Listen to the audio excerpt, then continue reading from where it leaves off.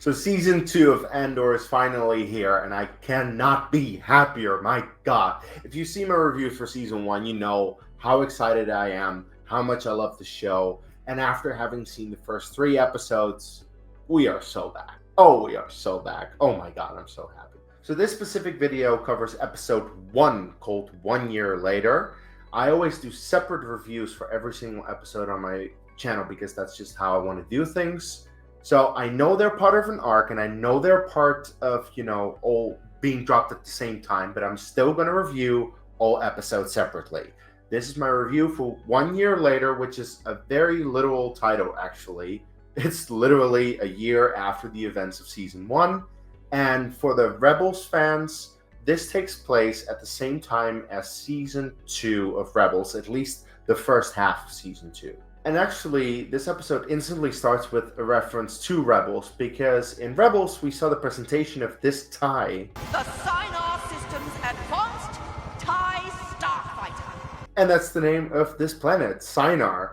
And I very much get the feeling that Tony Gilroy really paid attention to Rebels. He was like, okay, these are details that I can use to weave into my show and to make sure that they complement each other, and I think it's brilliant. I love it. Thank you, Tony Gilroy, for doing that. So Cassian is there on a mission to steal some kind of experimental TIE, but he tests something that he wasn't expecting, and honestly, the scene is very funny, I think.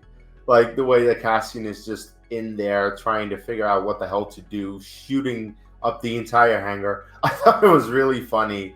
But eventually he gets the hang of it and he gets out of there. Once he gets out of there, he gets to a planet, which I'll get to in the next review. I'm not going to say anything just yet. I really love the review, honestly. But the thing is, he gets to that planet, and it gets even funnier when he gets out of the TIE, and these two guys just start bickering. And it's like, why are you guys bickering if you have him surrounded? It makes no sense whatsoever. But it seems like they killed the messenger. There's a group of rebels, but the rebels within themselves, well, they already started bickering, and that leads to them eventually shooting one another. That's how the episode ends. That escalated quickly. And honestly, it just shows the politics within the rebellion, that even though you have several rebels together who are all against the Empire, they may not like each other all that much. And yeah, this very much shows how hairy it can get if you're in a rebellion, and I think that's actually a very good callback to several moments in Rogue One, where we also see the rebellion within themselves disagreeing with one another. It also just goes to show that sometimes people are not that smart, because if there's a contact that Cassian is supposed to meet, don't kill them, because now Cassian is there with a TIE that he has no idea what he even has, because the TIE was not familiar to him or any of them. The contact probably would have known, but the contact is dead. So can we use our brains the next time? Jesus Christ. Some people, they act before they think, really. Now the thing is that Cassian was supposed to go back home to this planet called Mina Rau, where I will admit, when we first were introduced and we saw Gorst, I'm like, wait, what? This guy is back. Thank God he isn't. It's just a nightmare that Bix is having, but I was fooled for a moment, and I was like, not him again. So that was a good thing.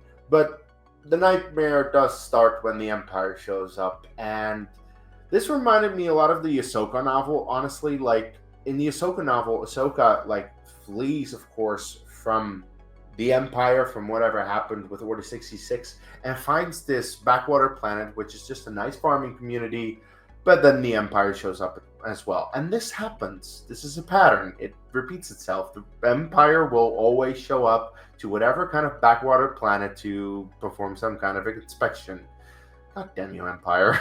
Anyway, in this episode, we also, for the first time ever, see the planet of Chandrila. At least as far as I know. Maybe it's the first time we see it in live action. It definitely has to be the first time in live action. I've not seen it anywhere else.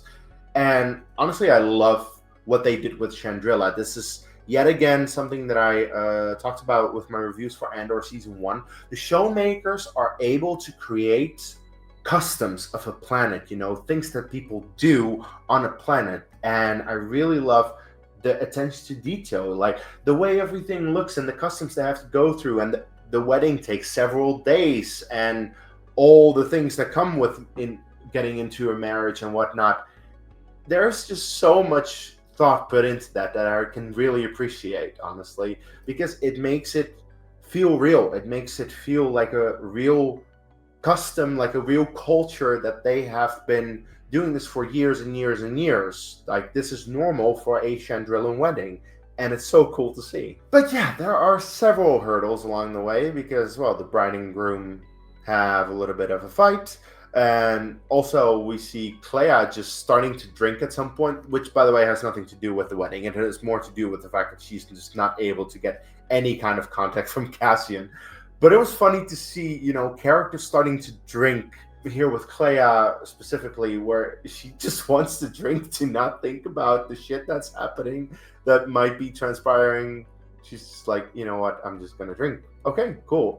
Very adult, once again, that's Andor for you. But we also get the live-action appearance of a character named Erskine, which, for the Rebels fans, we know him from the episode Secret Cargo. This was him. I'm Erskine Semaj, Senatorial Attaché, and this is Captain Vander. He leads Gold Squadron. And not only do we see some slight references to Rebels, we also, at least I think, get somewhat of a reference to the Bad Batch, because in the Bad Batch we saw Krennic meet with a couple of Imperials, and this is very similar to that when they all meet, just this time with Dedra and Partagas there, to talk about Ghorman, which is something that I already covered in one of my shorts quite recently, the entire thing about the Ghorman massacre. And for us Rebels fans, we already kind of have an idea what happens, but we're gonna see that. At least I think we are. Like, the trailer showed it, and we're very much building up to it. When we are presented with the planet Ghorman, what the planet is, that they clearly do not like the Empire, or at least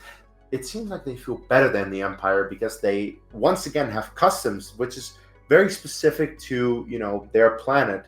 And I love, once again, just the detail that they put into this planet, because when Mon Mothma said it in the episode of Rebels, I mean, I didn't really think much of it. It's like, oh, the Empire did something, and this really converted Mothma over to a rebellion. But something really happened there, which, of course, converted Mothma to really be a rebel, be part of the rebellion, to completely renounce the Empire.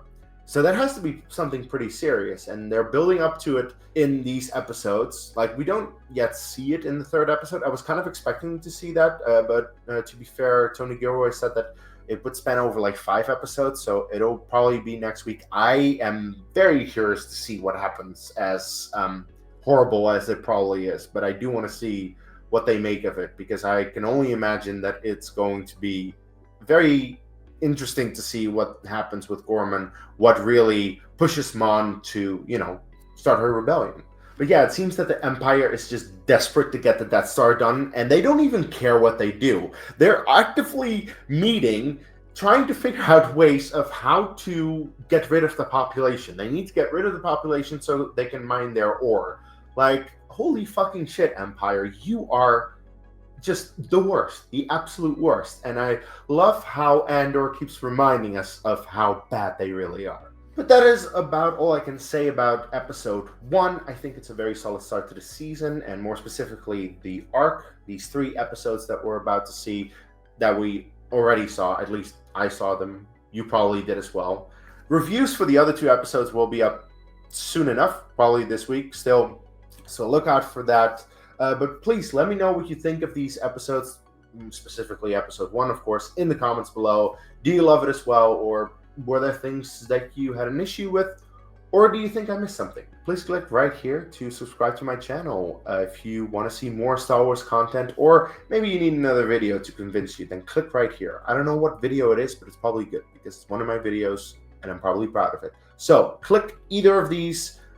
Look out for my reviews for the next 2 episodes, and until the next time, may the Force be with you.